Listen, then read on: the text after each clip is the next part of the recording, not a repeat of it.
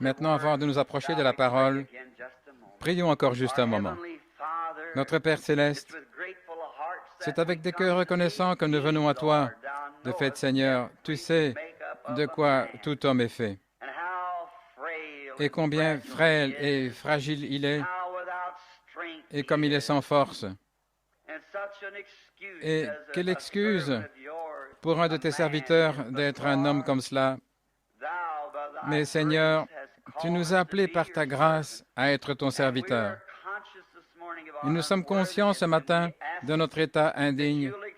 Et nous demandons que tu nous acceptes, Père, aujourd'hui, et que tu oignes de ton Saint-Esprit et que tu nous dises les paroles de réconfort que tu as parlé ici dans ta sainte parole. Et nous prions que le Saint-Esprit amène chaque parole dans le cœur, là où elle doit être, et qu'elle puisse s'ancrer là et croître dans une grande joie en arbre de salut. Accorde-le, Père. Guéris les malades et les nécessiteux. Nous savons qu'ils sont assis ici et beaucoup ont fait de nombreux kilomètres et sont dans des hôtels et autres attendant l'opportunité pour que l'on prie pour eux. Nous sommes si heureux pour ce grand privilège, Seigneur, de savoir que tu es ici pour guérir les malades. Oh Dieu, la personne la plus malade que nous connaissions est l'homme et la femme qui sont malades du péché. Je prie, Père Céleste, que tu veuilles en ce jour oindre d'une façon spéciale et sauver les perdus. Chaque homme et femme perdu, puisse-t-il venir avec douceur au trône de la grâce et être sauvé, car nous le demandons au nom de Christ. Amen. Maintenant que le Seigneur ajoute ses bénédictions à la lecture de sa parole, alors que nous y entrons, j'ai toujours été un grand croyant dans la parole, car ici, il y a quelques soirs, je parlais quelque part sur les prophètes qui étaient montés pour prophétiser, mais Michée, après que 400 avaient formé un seul mur solide, cependant, Josaphat a dit, n'y aurait-il pas encore un de plus? Un de plus après que 400 eurent donné la parole de Dieu, mais Michée est resté avec la parole de Dieu. Il savait qu'il y avait là quelque chose de faux. Et chaque fois que nous entendons quelque chose en dehors de la parole de Dieu, nous savons qu'il y a quelque chose qui ne va pas. Ça ne sonne pas juste. Jésus a dit, « Mes brebis connaissent ma voix. Elles ne suivront pas un étranger. » Merci pour les prières, pour le réveil de l'Angelus Temple, le premier soir là. Il ne peut contenir que 5500 personnes. Ils ont laissé 6000 personnes entrer et le capitaine des pompiers a fermé la porte 1h30 avant que j'arrive à l'Angelus Temple. Et comme notre cher Seigneur Jésus a sauvé les perdus et guéri les malades, c'était merveilleux. Et notre petite sœur Hicks, qui était monitrice de l'école du dimanche, je l'ai rencontrée, ainsi que ses enfants et son mari. Et j'ai rencontré frère Ben Bryant et tous ceux qui sont allés de ce tabernacle là-bas vers l'ouest pour avoir communion. Quelle réunion merveilleuse ce fut de les revoir tous de nouveau.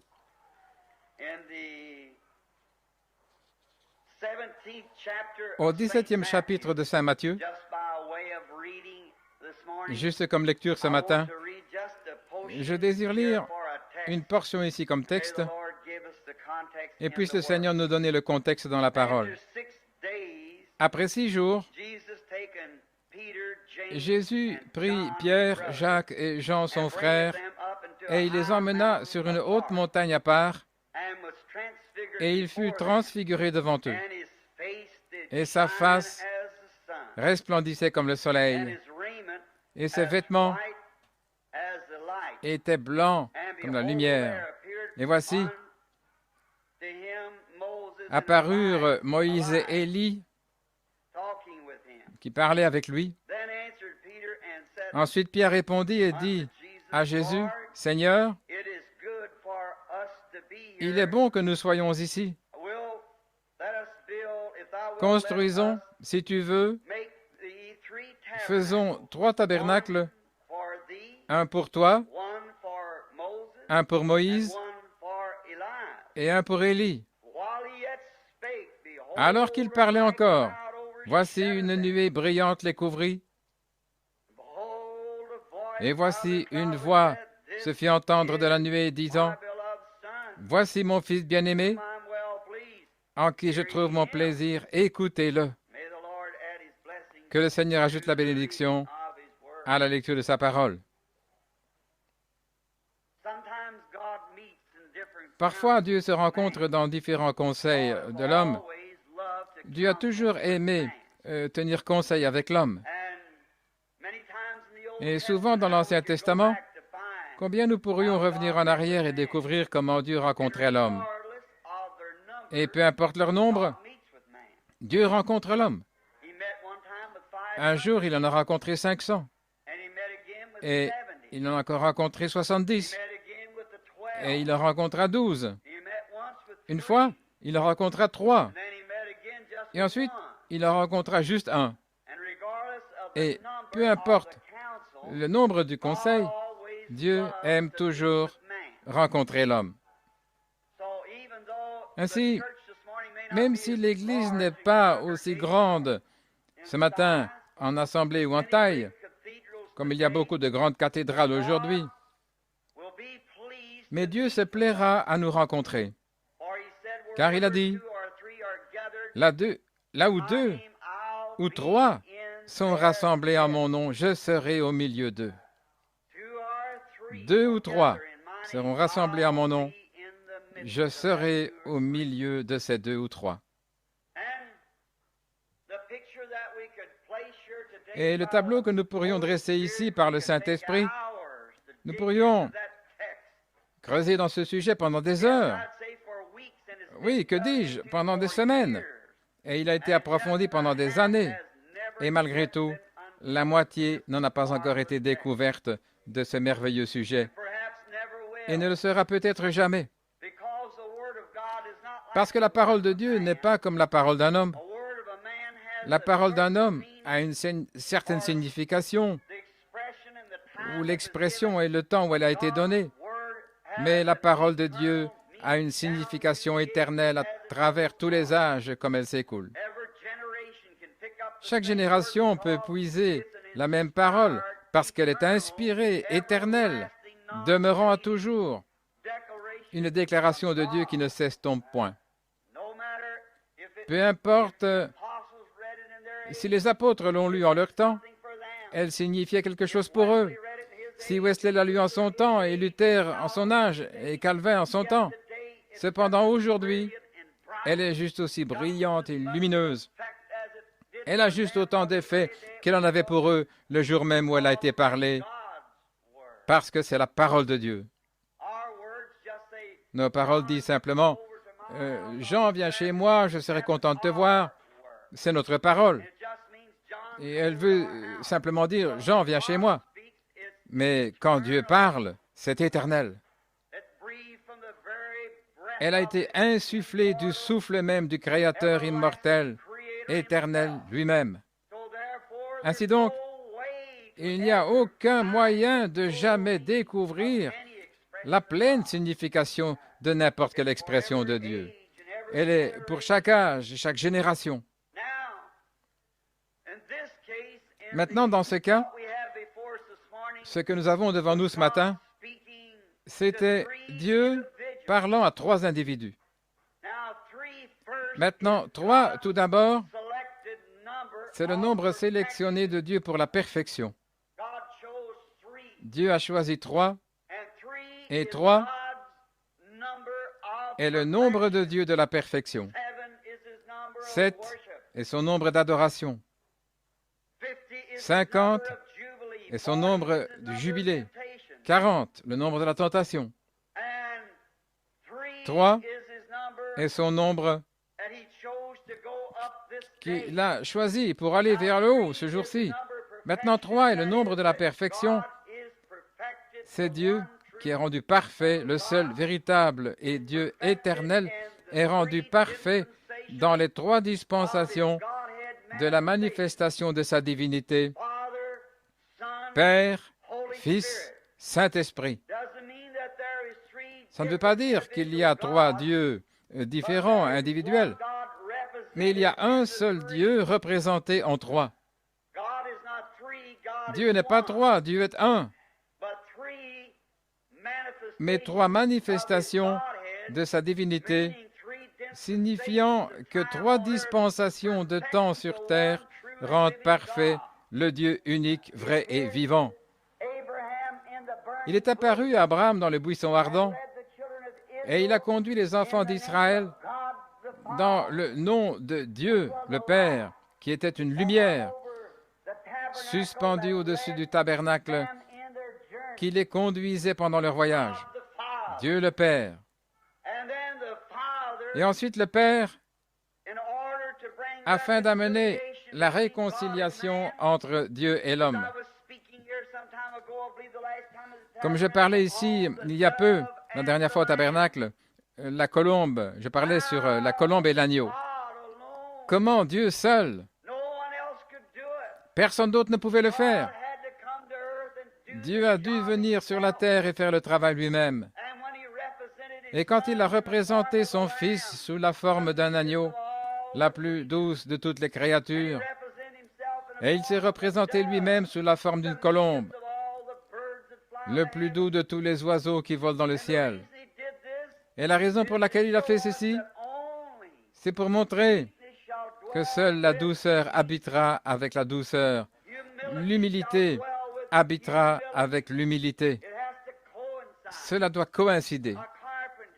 Un charpentier ou un ébéniste qui sait ce que ça veut dire de faire coïncider, comme nous dirions faire les rainures ou la languette et la rainure, faire la planche entière, c'est assembler la languette et la rainure. Et quand elles se rencontrent, elles s'assemblent étroitement ensemble.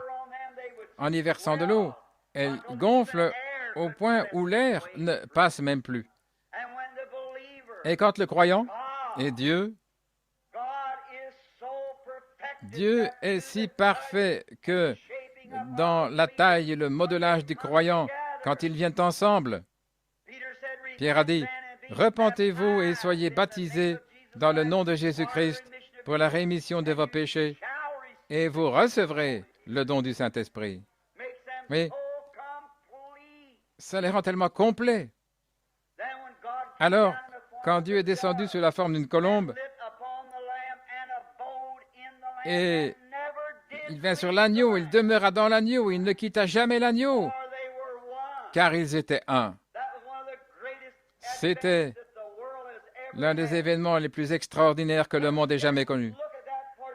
Jetons-y un coup d'œil quelques instants. C'est hors de mon texte, mais comment les cieux et la terre se sont embrassés?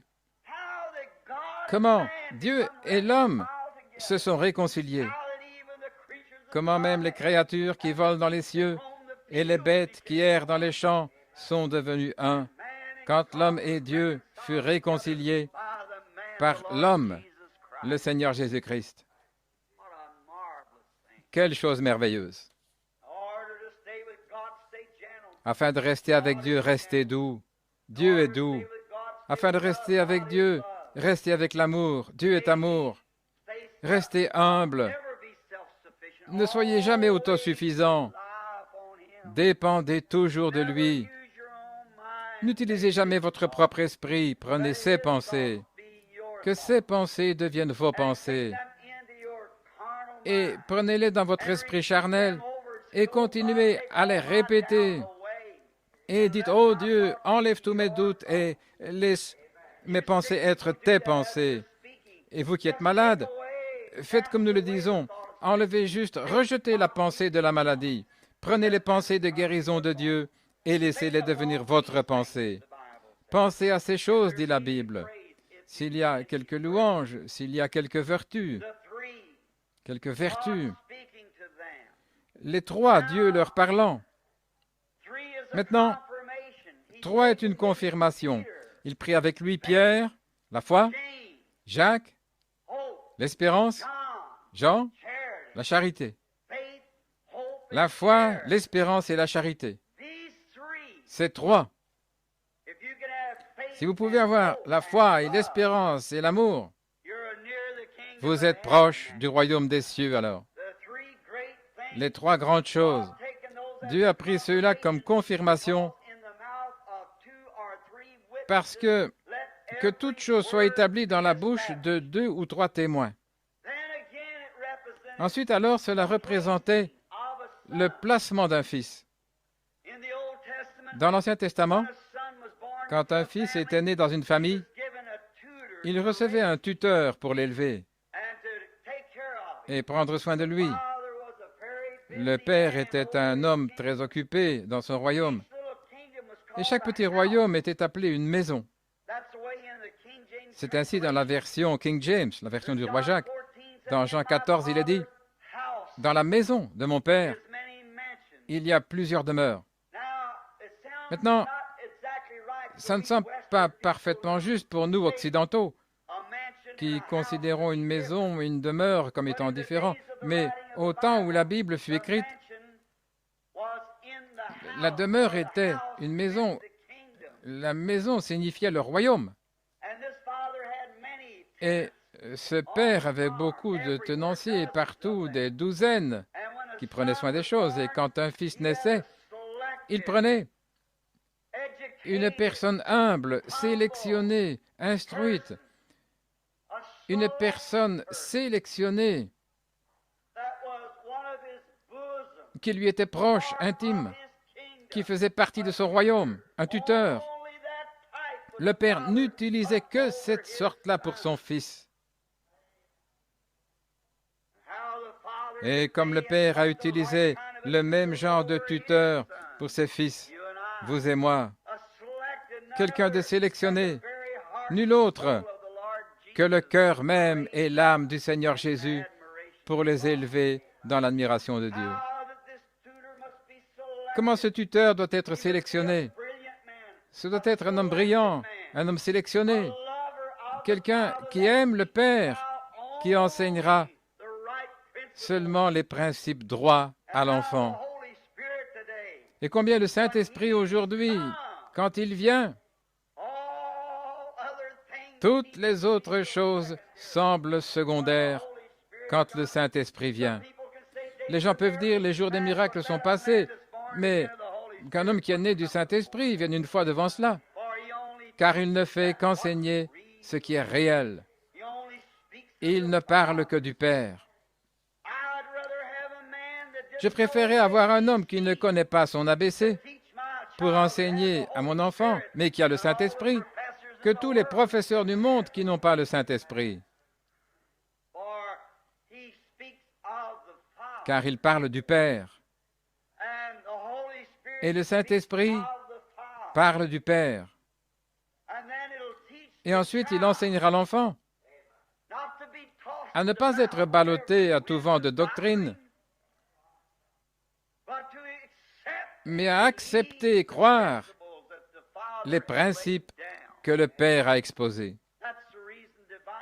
C'est la raison pour laquelle la guérison divine devient si simple pour les vrais croyants, parce qu'il a été enseigné par le Saint-Esprit à croire toutes choses. Comment pourrions-nous jamais douter de la parole du Créateur? Comment le monde est-il venu à l'existence? Ou Dieu a-t-il été chercher le matériel pour le faire? Vous êtes-vous déjà posé la question? Il a simplement parlé.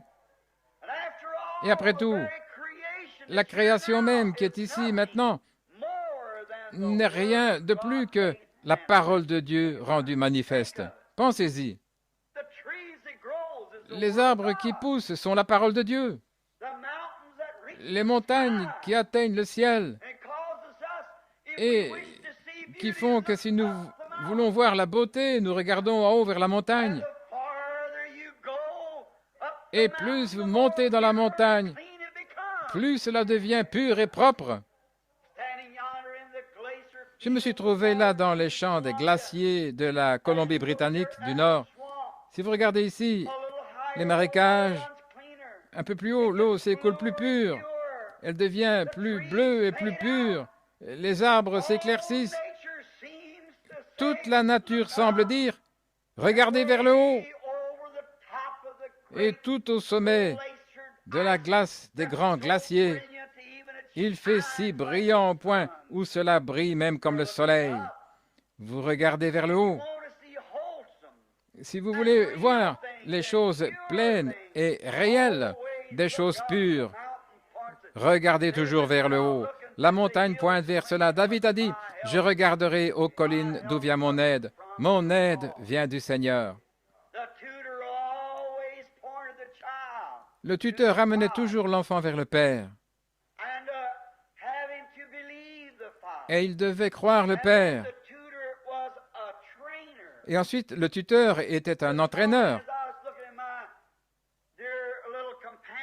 Ce matin, comme je regardais ma chère petite compagne, j'ai vu mon petit garçon, quand il a piqué une petite colère là à table, avec sa petite assiette et ses œufs et ses choses que maman avait préparées si fidèlement pour son déjeuner.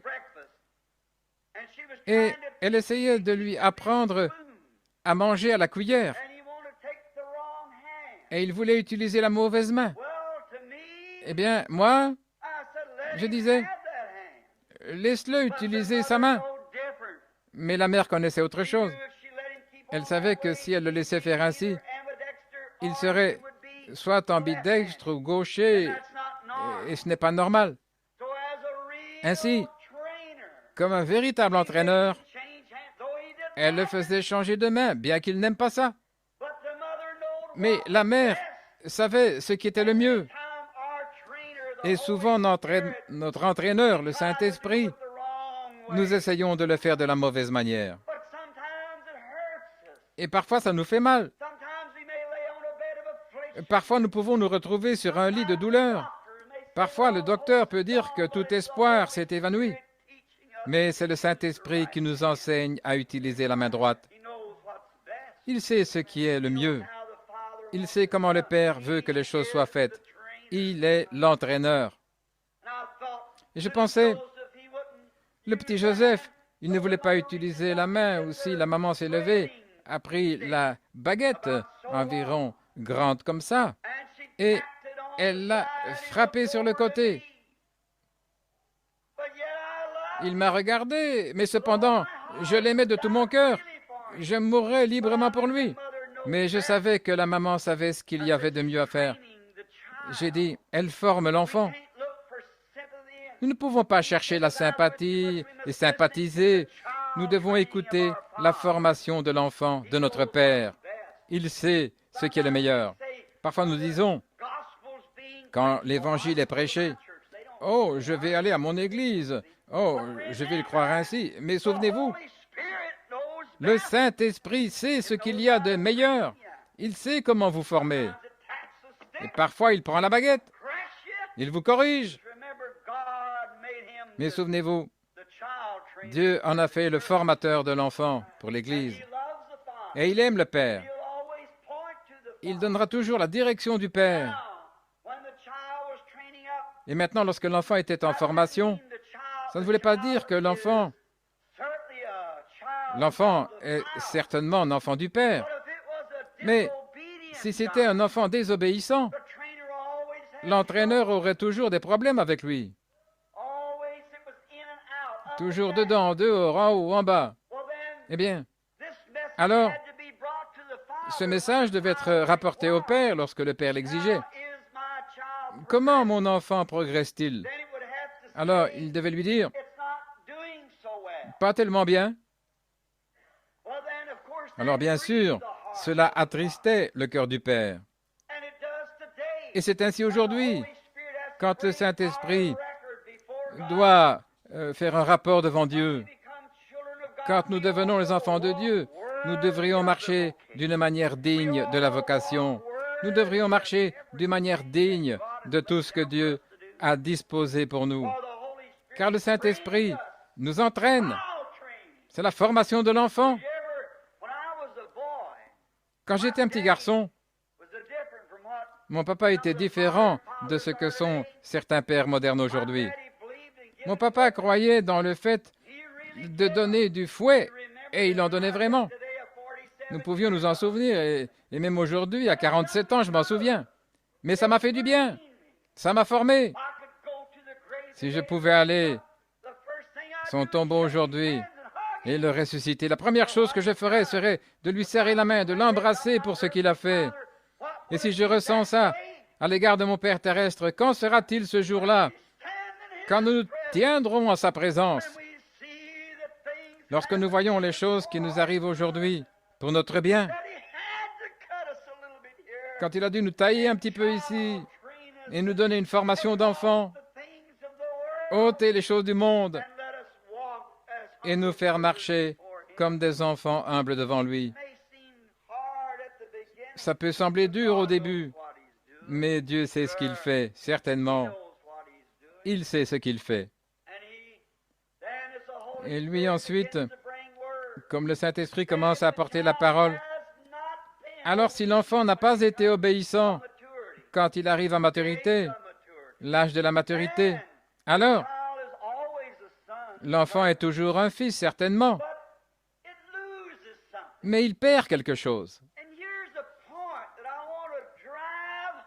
Et voici le point que je veux enfoncer. Puisse le Saint-Esprit l'ancrer dans chaque cœur, vous les croyants. Simplement parce que vous êtes un croyant, certainement, vous avez la vie éternelle. Dieu l'a dit.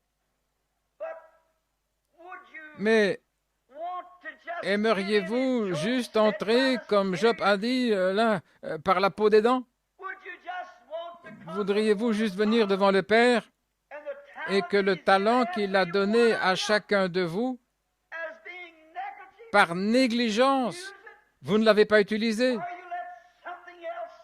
Ou vous avez laissé quelque chose d'autre se tenir sur votre chemin? Vous avez laissé ces petites peccadilles qui ne signifient rien. Après tout, des petites histoires, des énervements, des disputes, des différences d'église. Ôtez la douceur et la gentillesse de votre vie. Aimeriez-vous vous tenir devant le Père comme ça? Je ne crois pas. Je ne crois pas que vous aimeriez ça. Ni moi, moi non plus. Combien j'aimerais dire, tu as bien agi. Non pas, comme une expression, par la peau des dents, mais c'était bien fait, mon bon et fidèle serviteur. Entre dans la joie du Seigneur, car tu as bien fait ce que tu as eu à faire. Peut-être êtes-vous une ménagère. Si vous l'êtes, Dieu vous a fait l'enseignante de vos enfants. Faites-en un bon travail. Quelle que soit la chose à faire, faites-le bien. Remarquez ensuite, si l'enfant s'avérait être vraiment digne des choses que le Père avait dans son royaume et qu'il avait été un enfant vraiment fidèle, alors le tuteur apportait le message au Père. « Oh, votre fils! Oh, voilà le message que je désire qu'il apporte pour vous et moi. Oh, ton fils! Toutes ses pensées sont centrées sur toi. Tout ce qu'il essaie de faire est de te plaire. Il est tellement intéressé dans tes affaires qu'il est difficile de le retenir. Je préfère être juste un peu trop zélé au sujet du royaume du Père que de ne pas avoir de zèle du tout. Je préférerais trop travailler. Et comme le prédicateur de l'Église de Christ disait il n'y a pas longtemps, « Monsieur Branham, je préfère être usé que rouillé. » Et c'est bien vrai. Je préfère être usé et mourir au harnais, comme disait Frère Neville, que refuser de porter le harnais. Vous ne pouvez rien faire de pire que négliger d'essayer. Faisons tout ce que nous pouvons avec ce que nous avons. Et le Saint-Esprit, notre tuteur, le rapportera au Père. Et maintenant, remarquez, si l'enfant devenait un enfant courageux, cela était dit au Père. Oh, combien j'aime la parole. Au temps fixé, déterminé par le Père seul, l'enfant, sa gloire et son honneur étaient manifestés devant le public. Le Père emmenait son propre enfant dans une cérémonie et il l'emmenait dans les lieux publics. Étant son propre fils, né dans sa propre maison. Cependant, le fils était placé positionnellement dans la famille pour hériter de tout ce que le père avait. Vous le voyez? Maintenant, si nous nous comportons bien, un jour glorieux, nous deviendrons héritiers de toutes choses. Dieu, au jour prévu par lui, jugera tous les hommes par Christ Jésus. Le temps viendra où Dieu donnera les récompenses à ceux qui auront été fidèles et le rejet à ceux qui auront manqué d'être fidèles. Juste avant le départ du Seigneur Jésus, Dieu étant en lui la colombe conduisant l'agneau, il n'est pas venu pour faire sa propre volonté, mais pour faire celle du Père qui l'avait envoyé. Il fut conduit par l'Esprit pour emmener Pierre, Jacques et Jean vers cette très haute montagne. Oh, j'aime ça. Et un autre point, si vous voulez me pardonner de prendre tant de temps. Mais je souhaite placer devant l'auditoire ce matin qu'il y avait là une autre signification. Après avoir quitté la montagne et être descendu, la question fut posée, qui les hommes disent-ils que moi je suis le Fils de l'homme? Qui? Que disent les gens à mon sujet? Comme je suis avec vous et que j'ai été manifesté devant vous, maintenant, que disent les hommes à mon sujet, moi le Fils de l'homme? Observez. Quelle belle image pour aujourd'hui. Après avoir reçu Christ, après avoir été rempli de l'Esprit, que disent les hommes de vous ensuite? Que disent les hommes quand ils voient votre émotion au point où vous ne pouvez plus vous retenir, les larmes de joie coulant le long de vos joues, quand vous ne pouvez plus garder les mains baissées quand vous chantez les cantiques de Sion, quand vous ne pouvez plus garder le silence quand vous voyez le péché et que vous devez leur parler dans la paix et le calme. Que disent les hommes à ce sujet? Que disent les hommes quand vous êtes couché, mourant, malheureux, misérable, à l'agonie, et que vous demandez à un enfant de Dieu de se joindre à vous dans la prière pour votre guérison, et que vous confessez vos fautes et déposez la chose devant le Père en disant « Père, pardonne-moi, et j'accepte maintenant Christ comme mon guérisseur, et que vous êtes rétabli. » Que disent les hommes?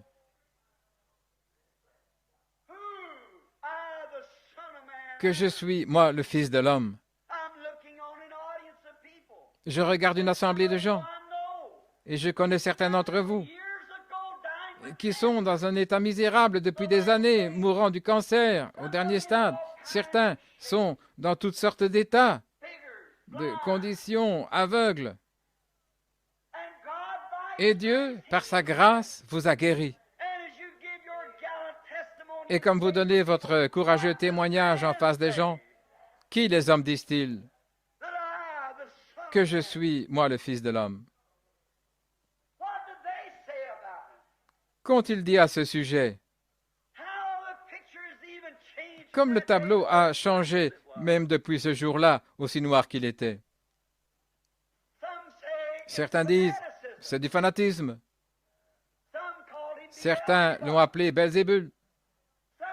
Certains disent, c'est de la télépathie mentale. Certains disent, c'est de l'excitation. Certains disent, c'est du fanatisme. Certains, c'est émotionnel. Mais que dites-vous à ce sujet? Que dites-vous au sujet de cette chose? Pierre, l'impétueux, parle habituellement quand ce n'est pas son tour. Mais cette fois, ce n'était pas le cas. Il a dit, « Tu es le Christ, le Fils du Dieu vivant. » Peu m'importe ce que disent les autres, c'est ce que je sais. Tu es le Christ, le Fils du Dieu vivant. Écoutez, nous pourrions passer beaucoup de temps là-dessus. Mais allons-y. Jésus a dit, « Béni, bien que les hommes puissent maudire, bien que les hommes puissent se moquer. Les hommes disent que vous êtes un saint comédien. Les hommes vous traitent de tous les noms sous le soleil. Mais il a dit, « Tu es béni, Simon Bar-Jonas. Ton Père. » Maintenant voici, est-ce que vous êtes prêts? Car la chair et le sang ne t'ont pas révélé ceci. Tu n'as jamais appris ceci dans un séminaire dogmatique. Tu ne l'as pas appris non plus par la déclaration d'un théologien. La chair et le sang ne t'ont pas révélé ceci. Mais mon Père qui est dans les cieux t'a révélé ceci. Vous voyez d'où ça vient? Du tuteur du Saint-Esprit. Il l'a révélé par révélation. Et je te dis à toi, tu es Pierre, un petit rocher, un petit roc. Je suis le grand roc. Je suis la pierre angulaire. Mais tu es le petit rocher là qui est placé sur moi. Les constructeurs t'ont choisi. Vous ne vous êtes jamais choisi vous-même. Les constructeurs vous ont choisi, les anges de Dieu. Un soir, en travaillant dans la carrière, vous ont appelé et vous vous êtes soumis à moi. Je vous ai taillé à ma façon. Je vous ai fait de la manière que je voulais que vous soyez. C'est moi qui ai scié. Vous êtes simplement resté tranquille. Je vous ai placé maintenant comme une petite pierre pour vous assembler avec une autre pierre, pour conduire cette pierre-là et cette pierre-là avec cette pierre-là. Et le ciment d'amour vous unit ensemble, faisant la fondation que je suis, pour être assemblés ensemble avec chaque pierre qui professe mon nom et reçoit cette révélation. Et sur ce roc, la révélation de Dieu qui se tiendra tranquille et sera taillée, la pierre par la révélation, je bâtirai mon Église. Et toutes les portes de l'enfer ne prévaudront pas contre elle. Montrant certainement que toutes les portes de l'enfer seraient contre elle, mais elles ne prévaudront jamais. Et puis-je prendre cet instant pour dire, mon ami, que l'Église entière du Dieu vivant est solennellement construite sur la révélation spirituelle du Seigneur Jésus-Christ. Quelle que soit votre instruction, votre intelligence, combien vous pensez connaître la Bible, Satan la connaît beaucoup mieux que vous.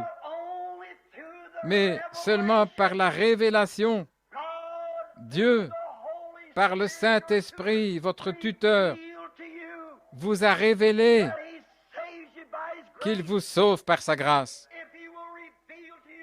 S'il vous révèle ce matin, par la révélation, que ceci est la fin de vos souffrances, que c'est la fin de votre maladie, tous les démons des tourments n'ébranleront jamais cette fondation. Bien que tous les docteurs disent que c'est faux,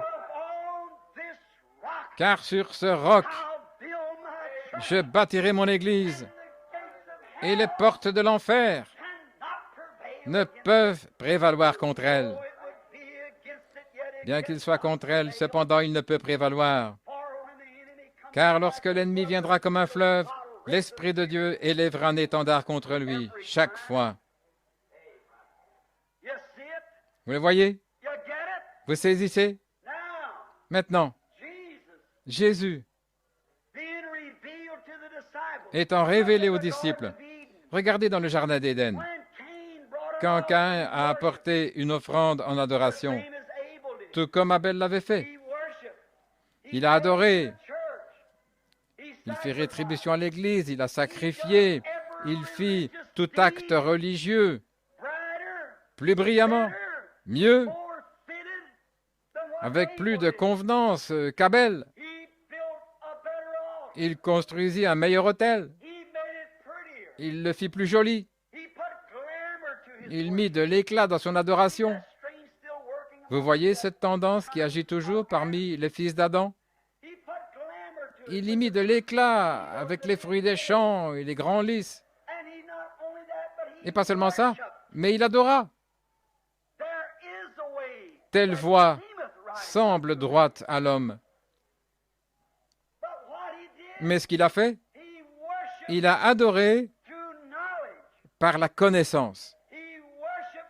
Il n'a pas adoré par révélation. Et c'est possible. Saisissez ça maintenant. Écoutez, vous pouvez adorer avec la connaissance. Vous pouvez aller à l'église par la connaissance que vous devriez le faire. Mais aller à l'église ainsi, c'est adorer en vain. Mais quand quelque chose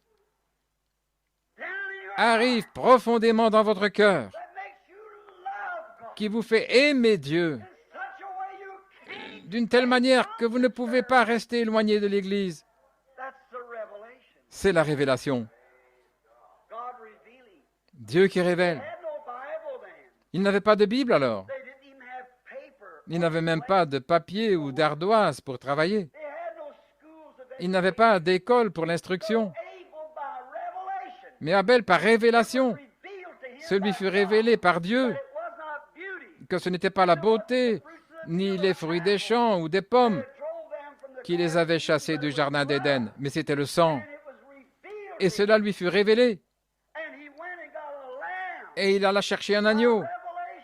Par révélation, il vit à l'avance la venue de l'agneau juste.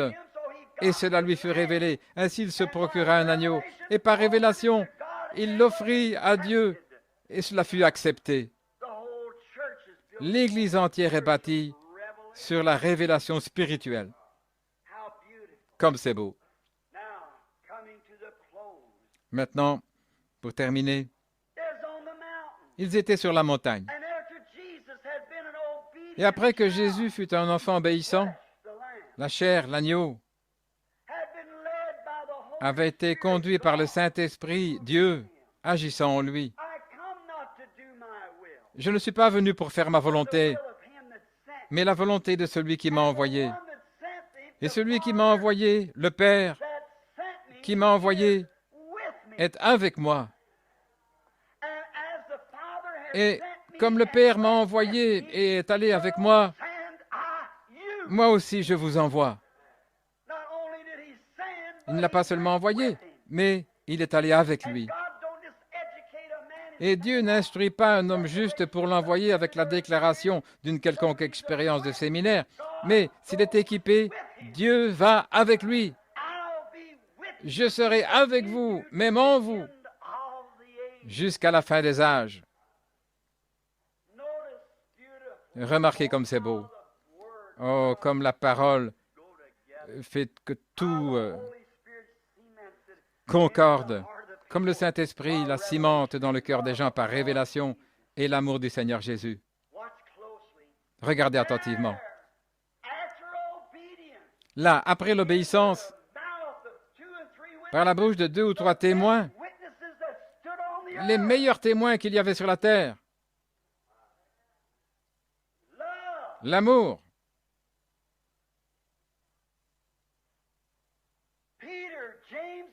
Pierre, Jacques et Jean, l'espérance, la foi, la charité, sous les témoins de l'espérance sous le témoin de la foi, sous le témoin de l'amour, Dieu a placé son Fils positionnellement, en public,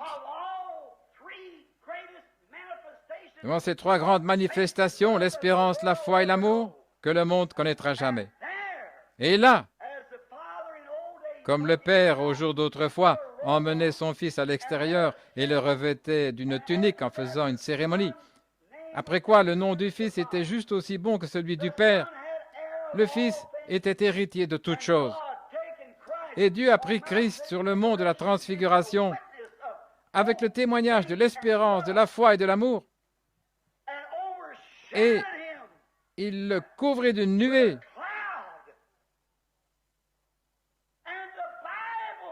Et la Bible dit que ses vêtements resplendirent comme le soleil. Et une voix du ciel se fit entendre. Celui-ci est mon Fils bien-aimé. Maintenant, Pierre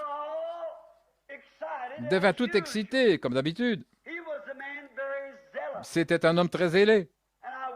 Et je souhaite que nous soyons tous zélés. Souvent, vous pouvez exprimer de bonnes choses dans vos œuvres zélées. Mais Pierre fut tout enthousiasmé quand il vit vraiment ce qui était arrivé. Dieu allait le laisser avoir un témoignage dans peu de temps après qu'ils furent descendus. Mais quand il vit,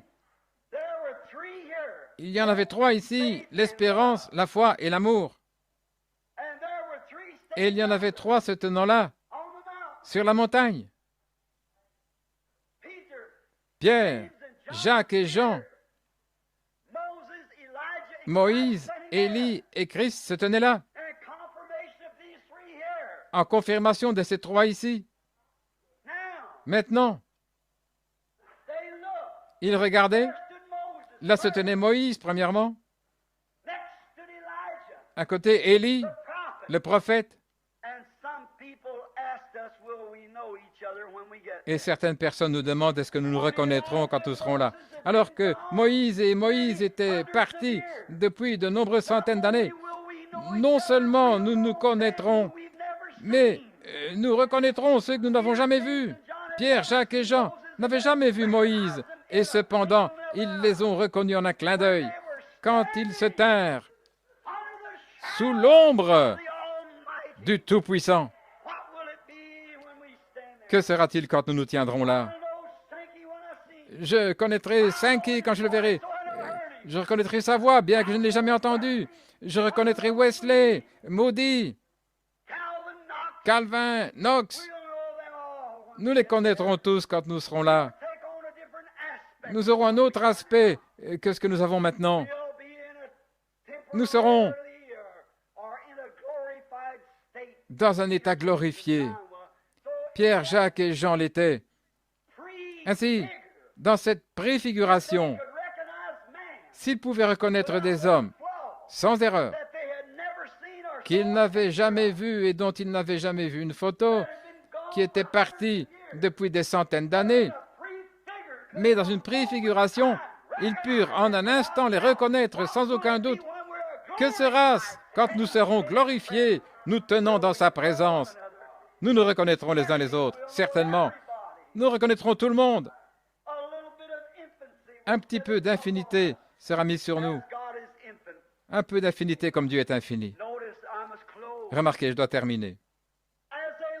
Comme il regardait, et Pierre, comme un véritable bon étudiant de séminaire, dirait, « Vous savez, je crois que toutes les églises ont raison.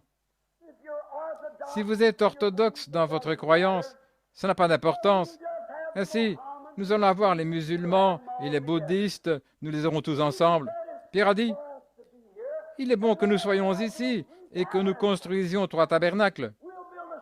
Nous construirons un séminaire ici pour Moïse. Nous allons construire un séminaire pour Élie.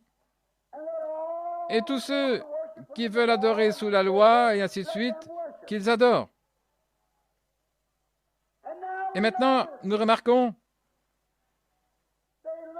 ils ont regardé, et Pierre et les autres, ils observaient Moïse, Moïse représentait la loi.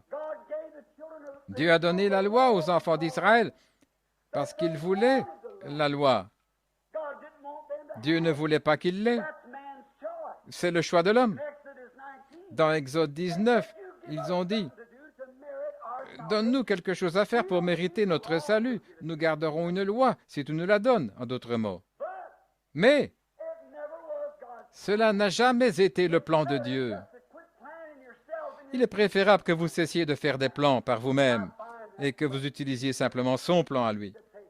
Je trouve que c'est beaucoup plus facile de prendre son plan. Là se trouvait Moïse, la loi. Pierre a dit, « Eh bien, certains parmi nous observent la loi. Maintenant, aucune chair n'est justifiée par la loi. »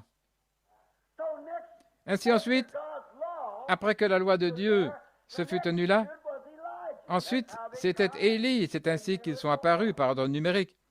Le suivant qui s'est tenu là, c'était Élie qui est venu après Moïse. Et Élie représentait la justice de Dieu, les prophètes. Et Élie représentait sa justice dans la mesure où Élie a fait sortir du feu du ciel et a tué les 50. Et il représentait la justice de Dieu. Ainsi, Pierre voulait la loi de Dieu et la justice de Dieu. Aucun homme ne peut être sauvé par la loi. Et si vous faillissez en transgressant la loi, il ne reste qu'une chose, et c'est la mort. C'est la justice de Dieu. Dieu exige cela. Sa loi juste, doit y avoir la justice. Ainsi alors, pendant que Pierre parlait, voulant bâtir son tabernacle, il demanda à Dieu s'il pouvait le faire. Après quoi ils regardèrent et virent Jésus seul. La loi avait failli. Ce matin, détournons les yeux de la propre justice ou de quelque chose que nous ayons fait. Je ne plaide pas pour la loi. Je ne puis être jugé par la loi parce que je suis sans loi. Nul homme n'a gardé la loi. Il ne pouvait pas garder la loi. Et vous ne pouvez non plus vous sauver vous-même. Et vous ne pouvez pas non plus vous guérir vous-même. Et si la loi, par votre propre volonté d'homme, si vous vouliez projeter cela dans le plan, alors il n'y a qu'une seule chose exigée par la loi. Si vous faillissez, c'est la justice. Et la justice, c'est d'être condamné et de mourir pour toujours. Elle exige une annihilation totale, parce que celui qui brise un point de la loi est coupable de toute la loi. Ainsi, vous devez mourir. Mais Dieu, comme nous regardons à la loi de Dieu et nous regardons à la justice de Dieu, tournons les yeux de l'autre côté. Regardez ici. Là se tenait Jésus, représentant l'amour de Dieu. Non pas la loi, non pas la justice, mais en lui fut rencontré l'accomplissement des deux, la loi et la justice. Celui-ci est mon Fils bien-aimé. Non plus quelque chose de fabriqué par soi-même. Écoutez votre tuteur. C'est la raison pour laquelle vous pouvez dire, tu es le Christ, le Fils du Dieu vivant. La loi et la justice furent rencontrées en Christ. Et c'est l'amour de Dieu envers l'espèce humaine. L'amour de Dieu. Dieu a tant aimé le monde. Dieu miséricordieux ce matin, alors que je plaide pour cette assemblée. Nous ne plaidons pas pour la loi. Nous ne demandons aucune loi. Nous ne voulons pas être jugés par leur propre mérite. Je ne veux pas ta justice, Seigneur. Non, pas que ton jugement vienne sur moi. Jamais, Seigneur. Mais j'implore ta miséricorde. Et il a dit, écoutez-le. Pourquoi devrais-je l'écouter? Il est le seul qui a le salut. Marie, Joseph et tous les autres saints étaient de grandes personnes, mais seulement lui. Écoutez-le. Il est le seul intercesseur. Il est le seul médiateur entre Dieu et l'homme. c'est Christ Jésus. Pourquoi est-ce que je l'écoute? La loi n'a pas pu me donner la paix. La justice n'a pu rien m'apporter si ce n'est la condamnation. Il me donne la paix et la réconciliation. La loi pouvait me condamner parce que si je deviens malade, la loi exige que j'ai les deux. Les lois de la nature et la justice de Dieu sont exécutées sur moi et je dois payer l'amende. Mais je détourne mon affection et mes yeux ce matin à la fois de la loi et de la justice et je regarde à l'amour de Dieu qui m'a réconcilié avec lui par la grâce et non par la loi et par la justice, mais par la réconciliation. Il a payé le prix pour rapprocher l'homme et Dieu ensemble, pour les unir. Là-bas en Suisse, il n'y a pas longtemps, alors que je termine sur cette remarque, beaucoup parmi vous, les enfants à l'école, je suppose que vous l'avez encore, une ancienne histoire qui ne devrait jamais s'éteindre, bien qu'elle s'éteigne aujourd'hui. Mais elle ne s'estompera jamais en Suisse où c'est arrivé. Vous vous souvenez à l'école d'avoir lu un sujet d'Arnold van Winkelried, le grand héros de la Suisse. Vous pouvez mentionner son nom aujourd'hui là-haut dans les Alpes suisses et leurs visages vont se colorer, les larmes vont couler le long de leurs joues. Il y a de nombreuses années, les Suisses sont un peuple pacifique. Ce sont des Allemands qui, dans les premiers siècles, sont allés dans les montagnes où il n'y avait ni minerai ni rien, mais ils emmenèrent. Ils ont l'intelligence des Allemands. Les Allemands pensent qu'ils sont une race de maîtres, c'est vrai, mais ils essayent d'inventer un canon, une bombe pour conquérir le monde entier avec leur intelligence. Mais les Suisses sont un peuple pacifique. Ils vont se procurer du matériel et faire des montres, une montre pour leurs voisins et vivre paisiblement. Alors là, dans les hautes montagnes suisses, il y a de nombreuses années, ils ont établi leur royaume, ou je dirais leur gouvernement. Ce n'était pas une nation militaire, c'était une nation pacifique. Et un jour, quand les envahisseurs étaient venus dans leur pays et avaient piétiné tout ce qu'ils pouvaient, rien, peu importe ce qu'ils avaient construit, ils faisaient rouler des pierres en bas des montagnes et cela ne les ennuyait pas. Et l'armée suisse s'était retranchée dans un champ au pied de la montagne. Et il fait si beau en Suisse, je les ai observés comme ils cultivent dans le bas pays. Et ensuite, il y a les troupeaux, et ensuite, plus haut dans la montagne, les moutons, et là, au sommet, où ils élèvent leurs chèvres. Et comment ils ont ces chants tyroliens et ces soi-disant chanteurs à la tyrolienne américains d'Hollywood, ils n'en font qu'une moquerie. Ce n'est en rien comparable. Là, comme ils soufflent du corps quand ils ont des difficultés et que tous les voisins se ruent ensemble pour aider. Et maintenant, on utilise ça pour le jazz, le rock and roll. Quelle pollution! Écoutez les amis, je vais faire la remarque de mon manager. Si Dieu n'envoie pas bientôt le jugement à cette génération de gens adultères, il devra relever Sodome et Gomorrhe et leur demander pardon de les avoir brûlés. C'est exact. Certainement. Il est juste et rien d'autre ne peut être fait. Mais Dieu doit le faire. Et pendant que la miséricorde se tient avec les bras ouverts, fouillez vers elle.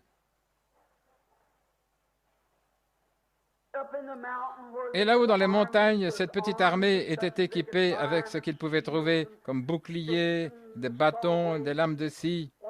Est-ce qu'ils avaient encore des fourches? Ils s'étaient retranchés.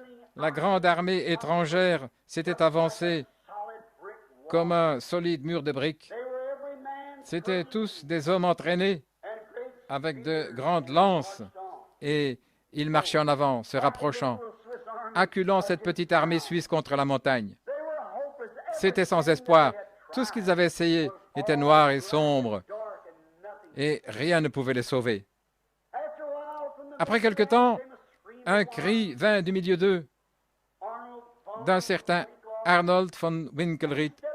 Il sortit des rangs et dit, « Frères, aujourd'hui, je meurs pour la Suisse et pour sa liberté. » Il a dit, « Nous aimons notre patrie et c'est pourquoi nos pères ont combattu et ce que nos pères ont désiré que nous ayons.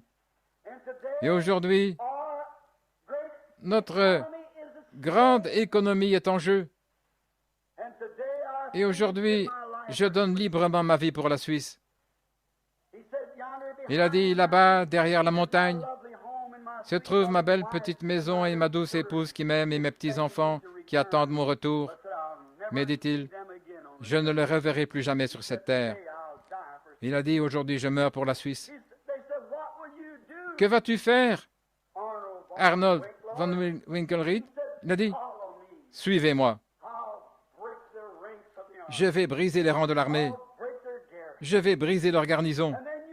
Ensuite, prenez tout ce que vous avez et combattez de votre mieux.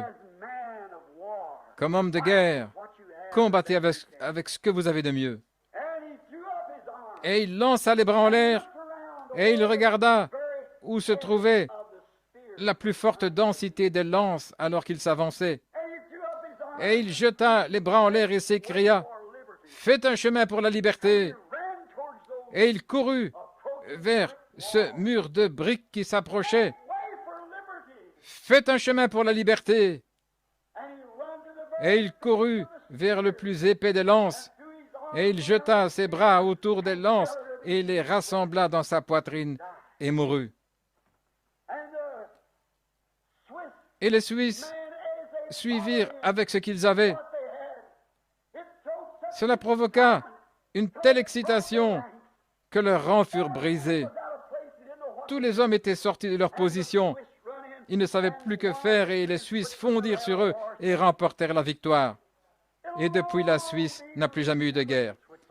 On s'en souviendra longtemps en Suisse, aussi longtemps qu'il y aura une Suisse, on se souviendra d'Arnold von Winkelried. C'est un héros merveilleux qui ne peut être comparé avec aucun autre. Mais c'est une chose mineure, juste une chose mineure, comparée à ce qu'un jour, quand les fils d'Adam, quand la loi avait failli, et que la justice des prophètes avait failli, là où la loi était faible et ne pouvait sauver par le sacrifice de l'agneau. Le sang de l'animal et l'esprit de l'animal ne pouvaient revenir. Cela a failli. Satan savait mieux que cela. Et quand la justice de Dieu, faisant même descendre le feu et brûlant les 50 et les jugements que les prophètes donnaient à la terre, l'homme allait constamment vers la perdition. Tout espoir était perdu. Dieu avait envoyé la loi, Dieu avait envoyé les prophètes, et ils avaient tous failli. Tout espoir était perdu pour l'humanité. Un jour, du milieu du royaume de la gloire, le Fils de Dieu est sorti des rangs. Il a dit, aujourd'hui, j'irai délivrer les fils d'Adam. Et il s'est levé là-bas. Quand tout espoir, le diable allait placer la maladie sur nous, il allait mettre le péché sur nous, et nous avons dû l'accepter. La justice de la loi l'exigeait. Et si nous manquions de recevoir la loi, et nous sommes tous condamnés par la loi, seule la justice serait exercée. Il n'y avait pas d'échappatoire. Rien que nous puissions faire. Mais il est sorti des rangs. L'ange a dit, « Que vas-tu faire ?» Il est allé sur la terre. Et il a dit, « Maintenant, chacun de vous, les fils d'Adam, prenez ce que je vous donne pour combattre et battez-vous comme le pouvez de votre mieux. » Et il n'a jamais trouvé un point faible par la théologie, ni construit des séminaires ou érigé des églises. Mais il est allé là où les lances étaient à leur plus forte densité, dans la vallée de l'ombre de la mort. Et il a rassemblé la mort et la maladie avec ses bras en son propre sein. Et il a envoyé le Saint-Esprit en retour le jour de la Pentecôte pour le placer entre nos mains, exigeant que chaque fils d'Adam de combattre comme nous le pouvons. Bien qu'on se moque de vous, bien que vous soyez persécutés, bien qu'on vous appelle des saints comédiens et quoi encore, Combattez de votre mieux, car la victoire est certaine. Grâce soit rendue à Dieu. L'ennemi est en déroute. Ses garnisons sont brisées. Et le grand capitaine de notre salut nous conduit de l'avant aujourd'hui par le baptême du Saint-Esprit. Ô fils et filles d'Adam, pourquoi restez-vous assis ici jusqu'à ce que vous mouriez? Levons-nous et faisons quelque chose. Prenons ce que nous avons, même si ce n'est rien d'autre que des lèvres humaines qui peuvent encore bouger. Donnons-lui la louange ce matin. Remercions-le pour notre salut. Si vous êtes un pécheur, vous ne pourrez jamais vous faire sortir vous-même de la carrière de cette terre hors de laquelle Dieu vous a fait exploser avec l'Évangile. Mais restez tranquille et laissez Dieu vous scier, vous placer dans la construction. Si vous êtes malade, souvenez-vous, Jésus a conquis à la fois la mort, l'enfer, la maladie, le tombeau et tout quand il est mort au calvaire. Prenons ce que nous avons ce matin et combattons au mieux de notre connaissance. Alors que nous courbons la tête dans un mot de prière et que je demande à la sœur de venir jouer ici un cantique au piano,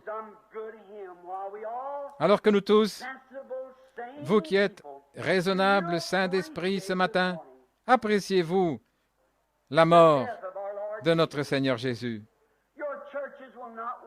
Vos églises ne marcheront pas, aussi bonnes soient-elles. Vos écoles échoueront lamentablement, aussi bonnes soient-elles. Votre docteur échouera misérablement. Mais ce matin, tournons les regards, détournons les yeux des lois d'Église et des dénominations et du cabinet du médecin, aussi bon soit-il, et écoutons la voix qui vient de l'ombre qui nous couvre ce matin. Celui-ci est mon Fils bien-aimé. Écoutez-le. Cher Père céleste, aussi humblement que des chrétiens peuvent s'approcher, nous venons de la part des perdus et des nécessiteux. Prends ces paroles aujourd'hui et, ô Saint-Esprit qui conduit l'Église, sois le tuteur de tes enfants pour Dieu aujourd'hui. Beaucoup sont peut-être tombés sur les bas-côtés et ne connaissent plus le chemin vers Dieu. Ils ont été sombres et enténébrés, leurs espoirs ont échoué, mais puissent-ils voir le calvaire à nouveau, où tu as pris le dard enflammé de l'ennemi de la mort, l'ennemi, la maladie, l'ennemi de la tristesse, l'ennemi de toute l'humanité. Et là, tu l'as placé en ton sein et tu as ouvert le chemin. Et au travers de cette ombre noire ce matin, nous voyons notre demeure dans la gloire. Comme Von Winkelried a dit, derrière la montagne, il y a une maison. Ils attendent mon retour, mais ils ne me reverront plus. Mais Jésus, tu n'as jamais dit, ils ne me reverront plus, tu as dit, dans la maison de mon Père, il y a plusieurs demeures. Je vais aller vous préparer une place, et je reviendrai vous chercher, et vous recevrez en moi-même. Combien nous respectons la mort courageuse de Winkelried, mais c'était un mortel. Il ne pouvait que mourir et abandonner derrière lui. Mais tu es venu mourir et racheter et nous ramener, non pas loin de nos bien-aimés, mais vers nos bien-aimés. Non pas loin de nos maisons, mais vers notre maison. Et tu as franchi les lignes des ténèbres de la mort, afin que nous puissions voir, au-delà du voile, où se trouvent les bénédictions de Dieu. Et maintenant, aujourd'hui, cher Père, s'il y en a de tes enfants que tu as fait exploser hors de la carrière de la vie avec l'Évangile, et que tu désires rendre ainsi, et que tu as taillé ce matin, ciselé, sciant leurs habitudes et leur mauvaise façon de penser, leur médisance et rétrogradation. Et maintenant, tu désires les placer à nouveau et les ajuster dans la construction. Veux-tu parler à leur cœur juste maintenant? Alors que nous avons la tête inclinée, y aurait-il un enfant ici aujourd'hui qui s'est écarté de ce chemin ou qui peut-être n'est jamais venu dans le chemin, mais vous ressentez aujourd'hui que vous aimeriez être du nombre. Vous aimeriez être une pierre placée dans la construction de Dieu. Voudriez-vous lever la main vers Christ et dire, Christ, enlève ma mondanité. Que Dieu vous bénisse là en arrière, jeune homme. Que Dieu vous bénisse, madame. Que Dieu vous bénisse, monsieur. Que Dieu vous bénisse, ma sœur. Que Dieu vous bénisse. Quelqu'un d'autre? Maintenant, avec la tête inclinée, alors que nous attendons le Saint-Esprit, vous savez, si vous avez manqué ou pas envers Dieu, avez-vous manqué de partir quand votre grand conquérant a dit, viens, suis-moi, prends ta croix, renonce à toi, viens après moi? Je vais briser les rangs de l'ennemi. Je vais briser les rangs du péché. Je vais briser les rangs de la maladie. Et toi, suis-moi et bats-toi le mieux que tu peux, car je vais faire une percée et nos maisons seront préservées jusque dans la vie éternelle. Êtes-vous étranger loin de Dieu? Levez juste la main. Que Dieu vous bénisse, jeune homme. Quelqu'un d'autre qui n'a jamais levé la main? Dites, souvenez-vous de moi, frère Branham, aujourd'hui. Je désire venir. Que Dieu vous bénisse, sœur. Je désire venir maintenant à Christ pour être taillé par sa machine. Quelque chose aujourd'hui a touché mon cœur. J'ai été secoué profondément dans mon intérieur. J'ai été placé ici avec des habitudes mondaines, la saleté, la boue de la terre m'ont recouvert. Mais l'Évangile aujourd'hui m'a découvert et je me tiens comme coupable devant Dieu, et je le sais. Et je désire que Dieu me prenne comme une pierre aujourd'hui et me taille et me donne une confession du Seigneur Jésus et du Saint-Esprit et me place dans son royaume. Je veux être découvert aujourd'hui. Alors que je suis découvert, je vais être scié et mis dans son royaume. Voulez-vous lever les mains vers lui alors que nous avons la prière pour les pécheurs? Très bien. 4 ou 5 mains se sont levées. Je vais prier pour vous. Peut-être maintenant, nous n'avons pas la manière de faire un appel à l'autel, mais si vous voulez juste attendre quelques instants, après avoir prié pour les malades, je désire que vous veniez ici également, mais je vais prier pour vous maintenant, afin que Dieu vous accorde juste quelque chose de spécial. Notre Père céleste, il est écrit dans ta sainte parole, selon les Écritures, de ton scribe Saint Matthieu, au 5e chapitre, au verset 24. Celui qui entend mes paroles et croit en celui qui m'a envoyé a la vie éternelle. Il ne viendra pas en jugement, mais il est passé de la mort à la vie. Entends la prière humble et faible de ton serviteur, pour que chacun de ceux qui ont levé la main, tu as dit, personne ne peut venir à moins que mon Père ne l'attire. Et tu as attiré ce matin, et ils ont entendu, et ils ont levé leurs mains. La foi vient de ce qu'on entend la parole. Et je te remercie pour eux aujourd'hui. Et je prie que tu sanctifies chaque croyant et remplis du Saint-Esprit ceux qui ont des cœurs affamés, qui ont été vidés du monde ce matin et qui désirent être sciés comme une pierre qui convienne à la construction du Maître. Nous le demandons dans le nom de Christ. Amen.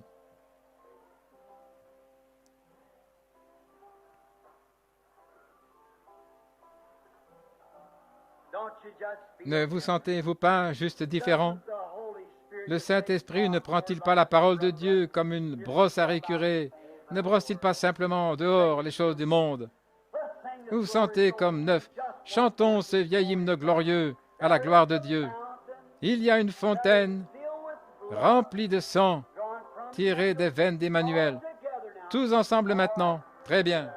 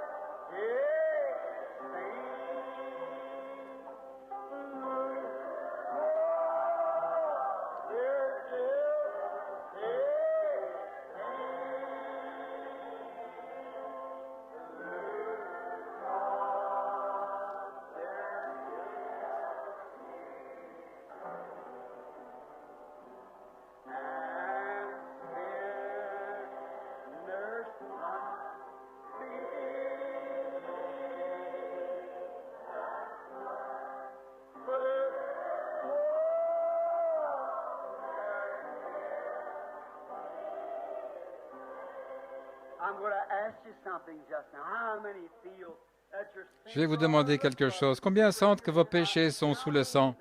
Voulez-vous lever la main? Je crois maintenant que Dieu me pardonne. Je suis son enfant. Oh là là.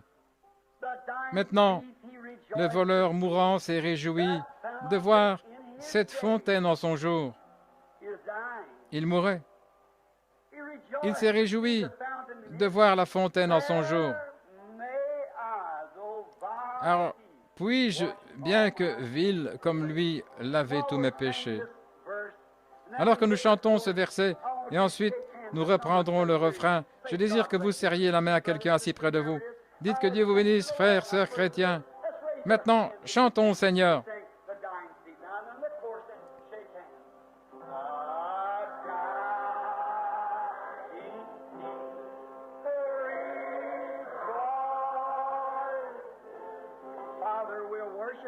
Père, nous t'adorons maintenant.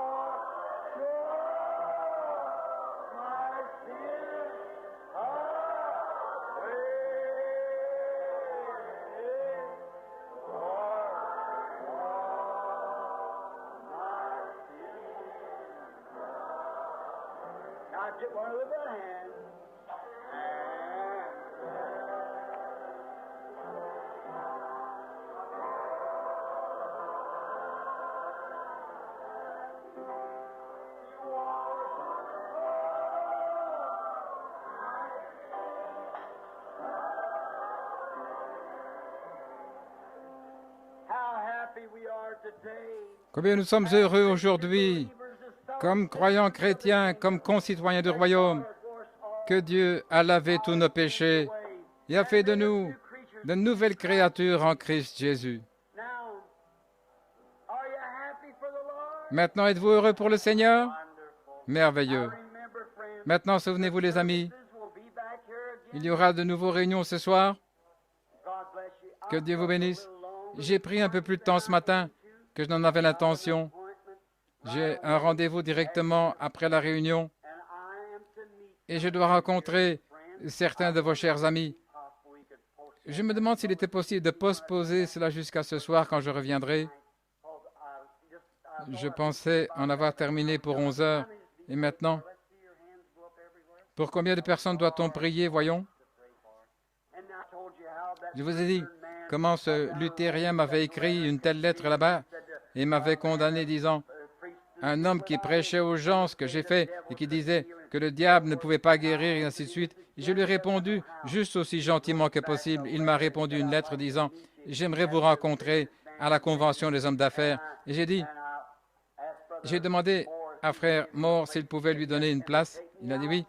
Et ils m'ont amené au séminaire luthérien et ont organisé un dîner là-bas avec tous les étudiants et les professeurs là, et il était le doyen. Il s'est assis près de moi et nous avons dîné ensemble. Et c'était des Allemands. Et ils avaient organisé un grand dîner et les dames nous attendaient toutes et ainsi de suite. Après le dîner, le doyen luthérien du collège luthérien s'est levé et a dit, frère Branham, je vous ai fait venir ici dans un but. Il a dit, c'est que nous voulons trouver Dieu dans le baptême du Saint-Esprit. Je l'ai regardé, j'ai regardé frère Moore, et frère Moore m'a regardé. Il a dit, je vous ai critiqué, je le regrette. Il a dit, frère Branham, vous avez raison, et je vous demande de me pardonner. Et maintenant, nous désirons le baptême du Saint-Esprit. Nous avons vu beaucoup de coups de pied dans les chaises et déchirer des choses et tout, mais nous voulons le véritable Saint-Esprit. J'ai dit, croyez-vous? J'ai dit, quel est le séminaire luthérien? Quelle est la dénomination? Il a dit, peu nous importe la dénomination luthérienne. Nous voulons Christ. Et Bob Schuller et les autres, l'éditeur du Christian Herald et les autres, venaient juste de recevoir le Saint-Esprit, un ami intime de Billy et tous les autres. ses frères ont faim du Saint-Esprit.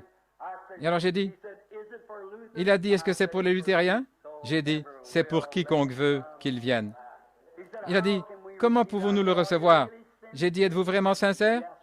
Il a dit, oui, frère Branham, de la profondeur de notre cœur. J'ai dit, et vous les étudiants? Toutes les mains se sont levées et des larmes coulaient le long de leurs joues. Nous voulons Jésus. J'ai dit, repoussez vos assiettes, prenez vos bancs, adossez-les contre le mur. Tous firent ainsi, tout autour de... J'ai dit, maintenant, agenouillez-vous, tournez le visage vers le mur et commencez à demander le Saint-Esprit à Dieu. Et j'ai demandé à Frère Maud de se lever et de prier. Je suis allé imposer les mains à chacun d'eux et tous les 72 étudiants et les doyens ont reçu le baptême du Saint-Esprit. Et ils sont en train de secouer le pays là-haut avec des miracles et l'action de Dieu. Ils ont des réunions de guérison et tout, le séminaire luthérien. Oh, je pourrais chanter au contentement de mon âme. Pourquoi? Quand vous avez faim et soif.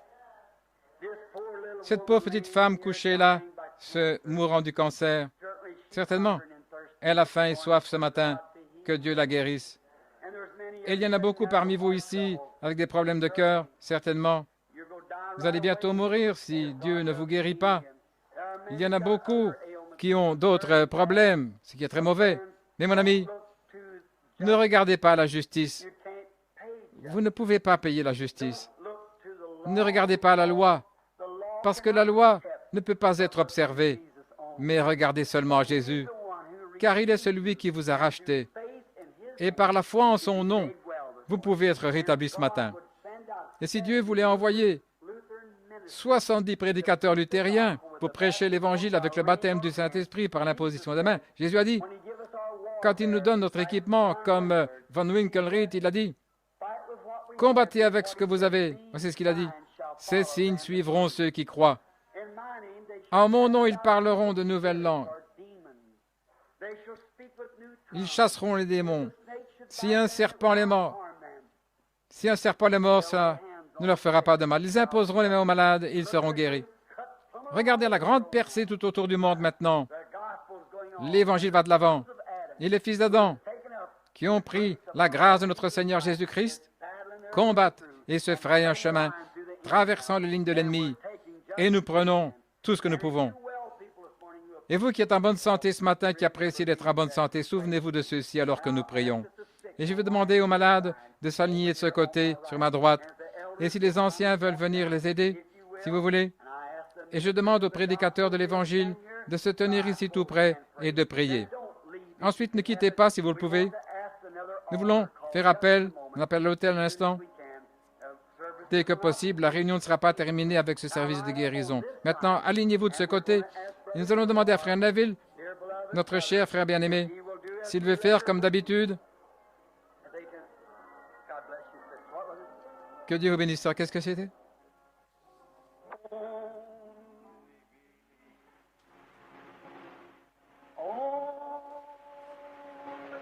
Crois seulement.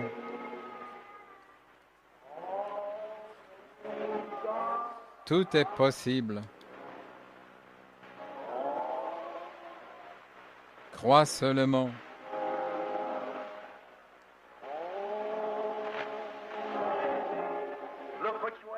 Regardez où? À Jésus. Les docteurs ont échoué. Toutes les autres choses ont échoué. Mais voici mon fils bien-aimé. Écoutez-le. Qu'est-ce qu'il a dit? Il a dit écoutez-le. Qu'a-t-il dit? Qu'est-ce qu'il a dit? Crois seulement. Pourquoi? Tout est possible. Ne crains pas, petit troupeau. De la croix jusqu'au trône.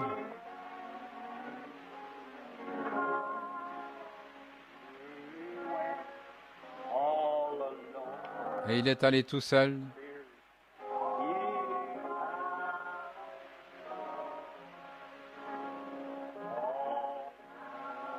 Toute puissance sur la terre et toute puissance en haut lui a été donnée sur le troupeau de son amour. Toute puissance pour la maladie, tout lui a été donné. Écoutez-le Crois seulement. Crois seulement. Tout est possible. Quand tout a échoué, quand le docteur a échoué, quand tout a échoué, qu'a-t-il dit? Crois seulement. Certains viennent dans des chaises roulantes, quelqu'un ici, sur une civière, à l'article de la mort. Vos médecins bien-aimés, des hommes qui taillent dans le corps, l'anatomie, qui voient, regardent tout comme ils le peuvent avec leurs connaissances, ils essayent de sauver la vie, mais souvent ils échouent. Nous sommes si contents que cette nuée lumineuse de la gloire qui était suspendue au-dessus de lui a dit, « Mais celui-ci est mon fils bien-aimé. » Quand la loi a échoué, que la justice n'avait pu être rencontrée, alors Dieu a dit, « Écoutez-le. » Et qu'a-t-il dit? Tout est possible si vous pouvez seulement croire. Viens au secours de notre incrédulité. Et en tant que prédicateur de l'Évangile, nous allons maintenant oindre les malades et leur imposer les mains, alors que les personnes consacrées de ce tabernacle s'unissent ensemble dans la prière. Oh Dieu, bénis nos efforts et guéris les malades. Nous le demandons dans le nom de Jésus. Avec la tête inclinée maintenant dans la prière, et alors que l'Assemblée chante doucement, crois seulement. Frère Neville va faire l'onction et je vais imposer les mains aux malades. Cher Père Céleste, fraîchement derrière la chair où je me tiens, entre la mort et la vie, entre le pécheur et le jugement, leur indiquant le chemin d'issue. Je pose mes mains sur cette femme malade, et alors que les bien-aimés se tiennent debout et la regardent, plus rien ne peut aider maintenant si ce n'est toi. Je pose mes mains sur elle, comme tu l'as ordonné.